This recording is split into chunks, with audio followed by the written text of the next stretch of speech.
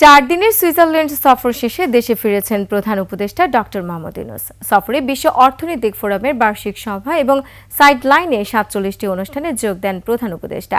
বৈঠক করেন কয়েকজন সরকার ও রাষ্ট্রপ্রধান এবং বিশিষ্ট ব্যক্তির সঙ্গেও।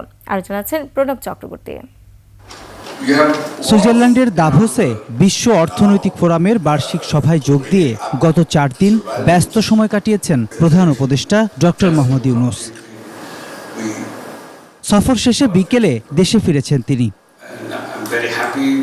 সুইজারল্যান্ডে ওয়ার্ল্ড ইকোনমিক ফোরামের সভা এবং অন্যান্য উচ্চ পর্যায়ের বৈঠক সহ কমপক্ষে 47টি অনুষ্ঠানে অংশ নেন প্রধান উপদেষ্টা। এর মধ্যে 4 জন সরকার প্রধান বা রাষ্ট্রপ্রধান, 4 জন মন্ত্রী পর্যায়ের বিশিষ্ট ব্যক্তি, জাতিসংঘ বা সদৃশ সংস্থার প্রতিনিধির সাথে বৈঠক করেন ডক্টর ইউনূস। সুইজারল্যান্ড সফরে 10 জন প্রধান বা শীর্ষ নির্বাহী, 10 জন সিইও বা উচ্চ পর্যায়ের ব্যবসায়ী ব্যক্তিত্ব ও 8টি মিডিয়ার সাথেও কথা বলেছেন তিনি। ভিটামিন ও ফাইবার সমৃদ্ধ ফ্রেশ আটা ময়দা সুজি আপনাকে দিবে সুস্বাস্থ্যের নিশ্চয়তা। ফ্রেশ আটা ময়দা সুজি।